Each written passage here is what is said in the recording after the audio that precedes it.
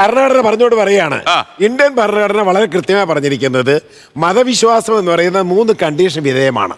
പൊതു സദാചാരത്തിനും പൊതു ധാർമ്മികതയ്ക്കും പൊതുജന ആരോഗ്യത്തിനും വിധേയമായത് മാത്രമേ വിശ്വസിക്കാവൂ. നിങ്ങളുടെ പറയുന്ന കേൾക്കൂ.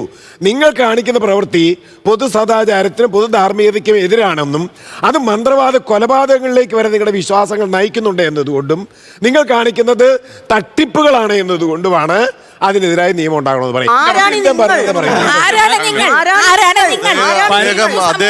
ഭരണഘടനയെ കുറിച്ച് പറഞ്ഞപ്പോ ഇന്ത്യൻ ഭരണഘടനയിലെ 51A(h) വകുപ്പ് പറയണത് എന്താണെന്നറിയോ? ഒരു ശാസ്ത്രബോധവും ശാസ്ത്രീയമായ കാഴ്ചപ്പാടും വളർത്തിയെടുക്കുക എന്നുള്ളത് പൗരന്മാരുടെ എല്ലാവരുടെയും ചുമതലയാണ്. ആ ശാസ്ത്രബോധത്തിനും യുക്തിചിന്തയ്ക്കും എതിരായിട്ട് വർത്താനം പറയാന്നുള്ളത് തന്നെ തെറ്റാണ്. അല്ല തെറ്റാ, അത് ഞങ്ങളത് ചെയ്താൽ നിങ്ങൾക്ക് പറയാം. അല്ലാതെ നിങ്ങൾ എന്ന് പറയുമ്പോൾ നമ്മളിപ്പോ ഇലന്തൂർ കൊലപാതകം നടന്നു, പറയാൻ തയ്യാറല്ല. കൊലപാതകം അതൊക്കെ എതിർക്കപ്പെടേണ്ടതല്ലേ?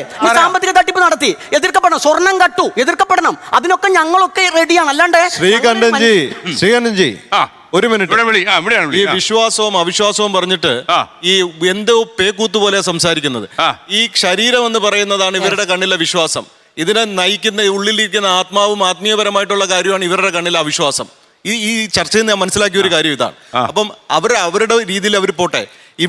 ഇവർ ഇത്രയും കിടന്ന് ഈ പാവങ്ങളെ ഏത് ആൾക്കാരെയാണ് ഇവർ തട്ടിച്ചത്? അല്ലെങ്കിൽ അവരുടെ ജാതി വറിയുടെ പേരിൽ അവരെ ഇവിടെ ഒരു സിസ്റ്റം വർക്ക് ചെയ്യുന്നുണ്ട്. ജാതിവരിയുടെ പേരിൽ സവർണ ചിന്താഗതിയായിട്ടുള്ള അവരെയൊക്കെ അപമാനിച്ചിട്ടുണ്ട് നല്ല പോലെ. അവർക്കൊന്നും ഇവിടെ ഉയർന്നു വരാൻ പറ്റുന്നതിനെതിരെ ഇവർ വാദിച്ചിട്ടുണ്ടോ? അവരെന്തെങ്കിലും രീതിയിൽ ഇവർ വല്ലവരെ കൊന്നിട്ടുണ്ടോ? ഈ വിശ്വാസത്തിന്റെ പേരിൽ ഇവർ ഏതെങ്കിലും അമ്പലത്തിലോ പള്ളിയിലോ എവിടെയെങ്കിലും പോയി എങ്ങനെയെങ്കിലും ജീവിച്ചോട്ടെ. പക്ഷേ ഇതിന് ഈ മയക്കുമരുന്ന് മാഫിയ കാട്ടി എത്രയോ ബെറ്റർ ആണിത്.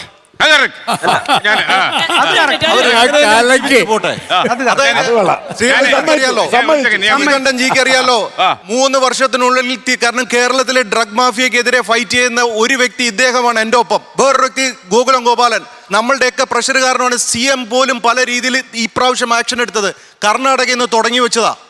എത്ര പേര്, മോർ ദാൻ 8,000-ഓളം പേര് അകത്താക്കാൻ ശ്രീകണ്ഠൻജിയും ഞാനും ഒക്കെ ഫൈറ്റ് ചെയ്തതാണ്. ഇപ്പോഴും അത് വെച്ച് നോക്കുമ്പോൾ ഇവരെന്തെങ്കിലും എവിടെയെങ്കിലും പള്ളിയിലോ അമ്പലത്തിലോ പോയി എന്തെങ്കിലുമൊക്കെ ചെയ്യട്ടെ, അവരുടെ ശരീരമെങ്കിലും ബാക്കി. ലോകത്തെവിടെയായാലും ഏത് സമയത്തും 24 വാർത്തകളും ഓഗ്മെന്റഡ് റിയാലിറ്റി പാക്കേജുകളും എക്സ്പ്ലെയിനറുകളും വിശദമായി കാണാൻ ഞങ്ങളുടെ YouTube ചാനൽ നിങ്ങൾക്ക് സബ്സ്ക്രൈബ് ചെയ്യാം.